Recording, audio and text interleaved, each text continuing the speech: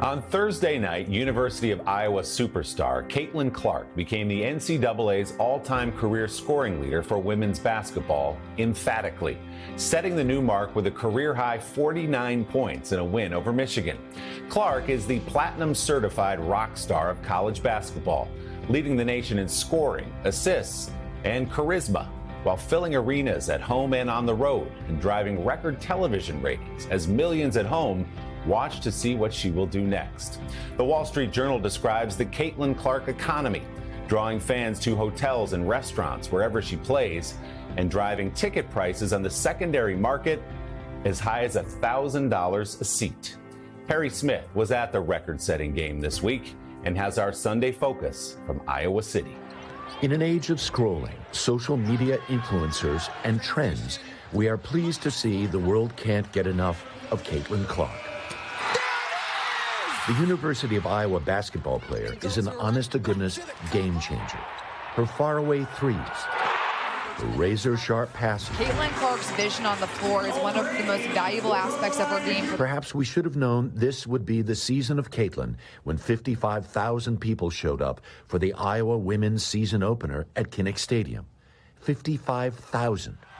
Every game of their regular season sold out. Caitlyn Clark has her sights on history. NBC Sports' Zora Stevenson called the big game Thursday night. I get emotional. I played the game in a lot of arenas that had just a fraction of all the people that are inside Carver Hawkeye Arena right now. And this is what we always dreamed of. Clark's game travels well, too. When the Iowa women play on the road, it's a scalper's paradise. Once reasonably priced seats sell for hundreds more at Iowa road games. Look at this crowd right here. She's selling out away arenas. Brian Eshu and daughters Natalie and Audrey happily road tripped the several hours from suburban Chicago to Purdue just to see Clark play. She's opened so many doors for young girls. There's more people that want to train girls now. There's more coverage. When I was younger, there was none of that. Caitlyn's style of play is bold, fearless.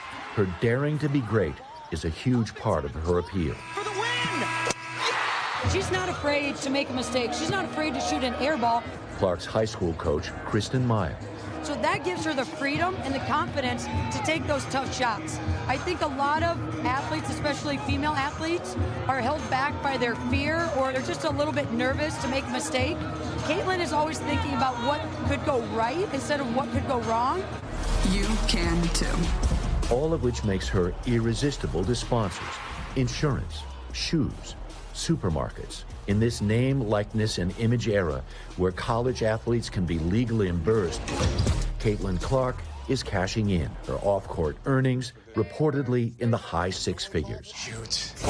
Okay, I'll shoot. What's happening? While Clark leads the country in scoring with a 32 points a game average, her crisp, clean passing is also a key part of her repertoire.